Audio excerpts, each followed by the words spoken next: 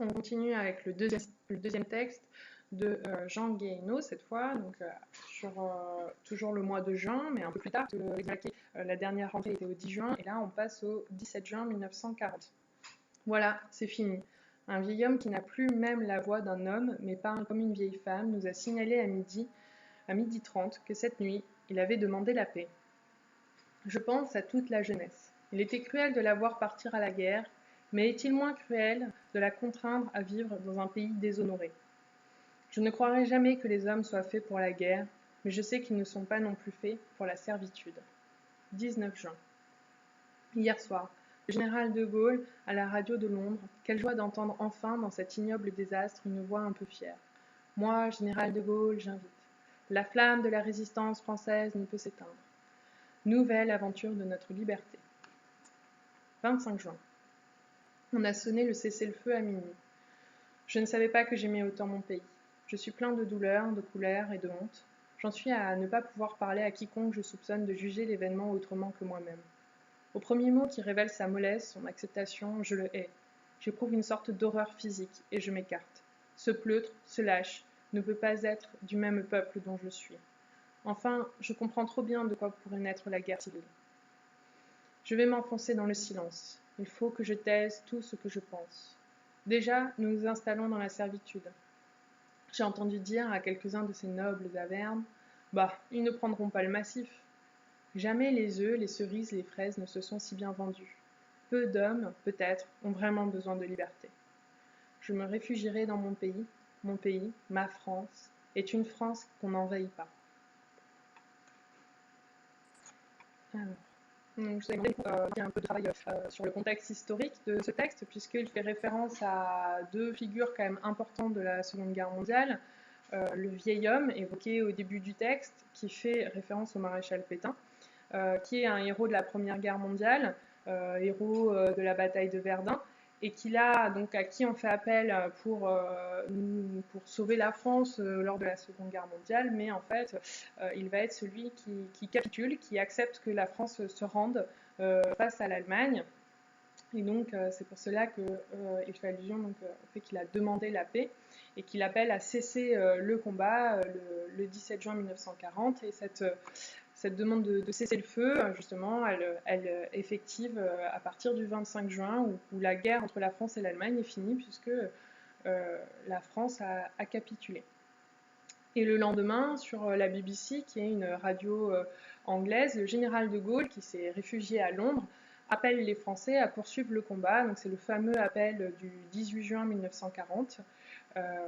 Et donc il invite justement tous les gens qui souhaitent résister, qui souhaitent poursuivre la lutte, le combat, à le rejoindre au Royaume-Uni par tous les moyens, et donc à poursuivre la lutte depuis l'Angleterre, qui elle refuse de capituler face à l'Allemagne et poursuit le combat.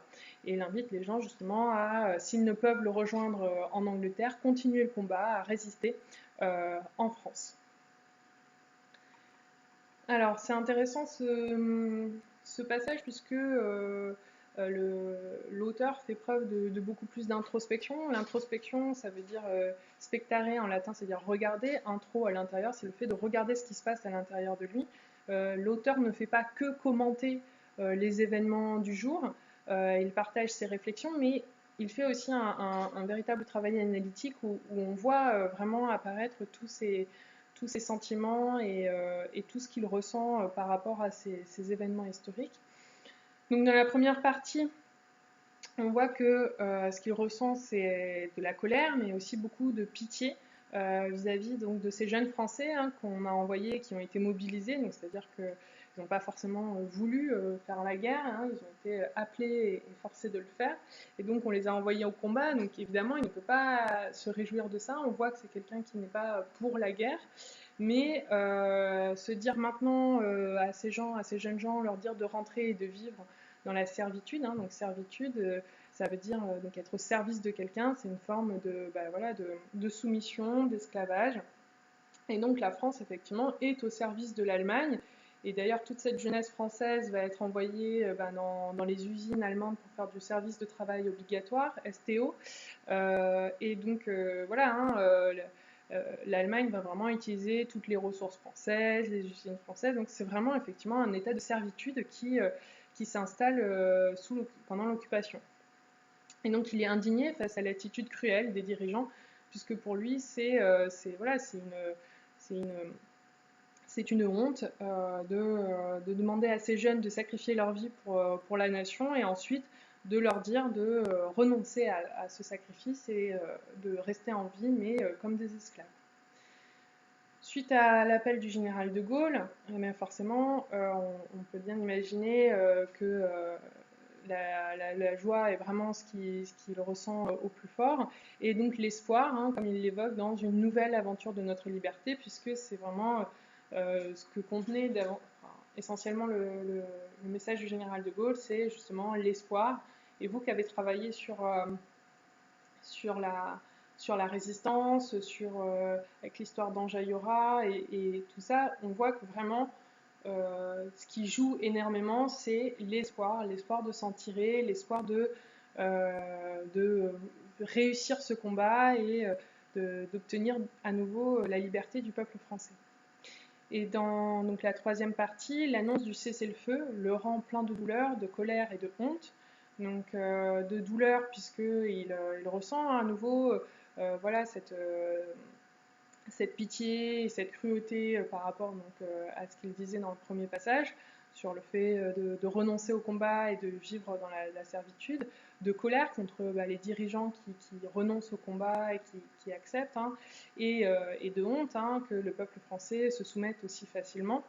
Et ça va même plus loin puisque vis-à-vis de ses concitoyens, des gens avec qui il vit, il éprouve une forme d'horreur et même de haine, puisque il se rend compte que les gens autour de lui ne partagent pas du tout son sentiment. Au contraire, ils acceptent assez facilement la servitude face à l'occupant allemand.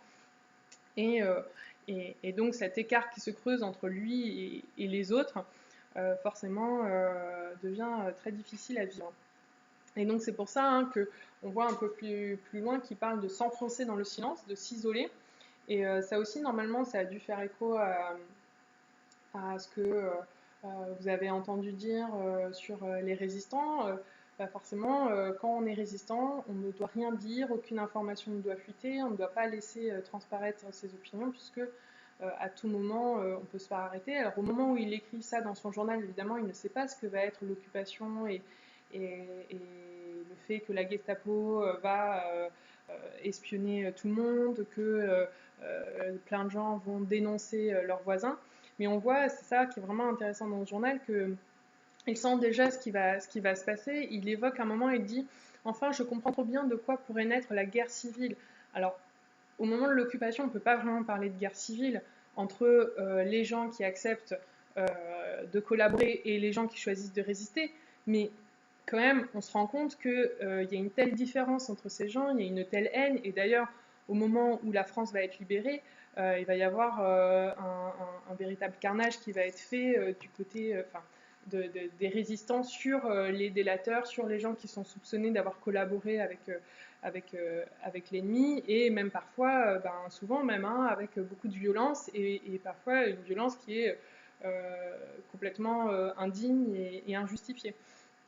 Donc c'est intéressant de voir que dès le 25 juin 1940, alors que voilà, l'occupation n'est pas du tout présente. D'ailleurs, en Auvergne, il n'est pas encore question que la France soit occupée, puisque l'Auvergne est en zone libre. Hein, et d'ailleurs, c'est pour ça que ses concitoyens font preuve d'une certaine naïveté et d'un optimisme voilà, naïf et plein d'illusions. Elles ne prendront pas le massif. Hein, donc voilà, les Auvergnats se disent, oh, de toute façon, nous, on ne se laissera pas faire, c'est bon, on n'est pas concerné par ce qui se passe.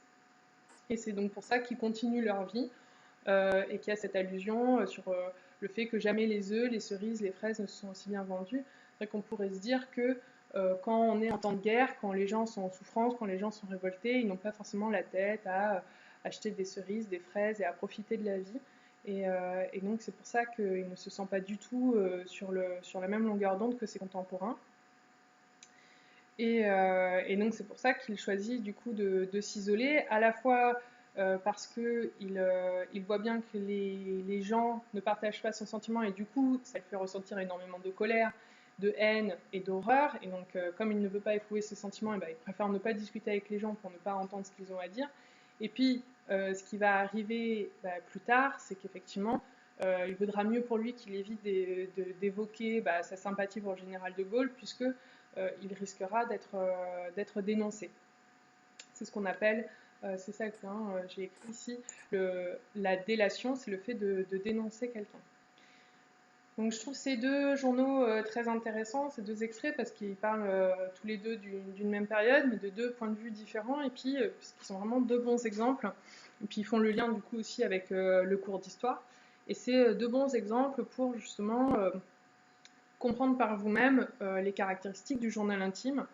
Alors déjà visuellement, c'est vrai que tout de suite on reconnaît un journal intime par le fait qu'on a ces entrées dans le texte avec voilà, la date d'écriture du journal, 17 juin 1940, 19 juin. Donc visuellement c'est très reconnaissable puisqu'on a cette série de paragraphes avec à chaque fois la date, même parfois le lieu où on écrit le journal intime. Un peu d'ailleurs, ça devrait vous y faire penser au genre épistolaire, c'est-à-dire les lettres, puisque quand on écrit une lettre, on est censé indiquer le lieu et la date de l'écriture. Ensuite, ce qui est raconté, là aussi, c'est particulier dans le journal intime, puisqu'on n'est pas dans une autobiographie où on raconte toute son histoire de son enfance au moment où on écrit, non, c'est une sorte d'autobiographie au jour le jour, où l'auteur raconte les événements récents de son quotidien, ses réflexions, ses sentiments, en fait, fait voilà, un retour intime sur ce qu'il vient de vivre. Et donc du coup, le temps qui est le temps verbal le plus utilisé, c'est le présent ou le passé composé, puisque c'est justement au jour le jour, donc du coup une forme de présent d'énonciation, puisque ce qu'il raconte, il vient de le vivre. Ou une autre valeur du présent d'ailleurs, puisque pour les 3e A, c'est ce que vous venez de travailler, les 3e B, c'est ce qui va venir. Une autre valeur du présent est le passé proche, donc là en l'occurrence, ça peut être le cas aussi. Et donc dans la façon d'écrire et la clarté, la précision de l'écriture, de la syntaxe, de ce qui est dit, là aussi c'est très particulier puisque on voit que comme l'auteur écrit mais pour lui-même, c'est vraiment la particularité du journal intime justement, c'est que c'est quelque chose qui ne doit pas être publié, qui ne doit pas être public, il peut se permettre une façon d'écrire très libre, très proche de l'oralité, de suivre en fait que l'écriture suive le fil de sa pensée. C'est pas une écriture réfléchie, retravaillée. C'est vraiment l'idée justement d'un journal intime, c'est de s'exprimer complètement librement. C'est aussi assez particulier puisque on ne va pas expliquer quand on fait allusion à un événement ancien, on ne va pas le redétailler puisque la personne à qui on s'adresse, c'est nous-mêmes, et on le connaît déjà, cet événement ancien. Donc du coup, ça fait que parfois, si on lit le journal intime de quelqu'un, on ne va pas forcément tout comprendre, puisqu'il va faire allusion à des choses, à des personnes que l'on ne connaît pas, et donc on va devoir lire entre les lignes, faire des hypothèses, et avoir un peu une démarche de détective pour comprendre ce qui est dit dans un journal intime. Donc voilà la particularité à la fois dans ce qui est dit, qui n'est pas forcément toujours très clair parce que c'est pas toujours détaillé, et aussi dans la façon dont c'est écrit puisque c'est très proche de l'oralité et du coup le style au niveau de sa syntaxe c'est très libre.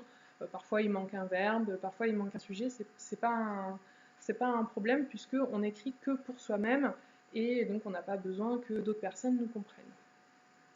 J'arrête la vidéo maintenant parce que sinon elle va être trop longue pour être chargée sur YouTube et je reprends dans une 3e partie pour faire la dernière étape.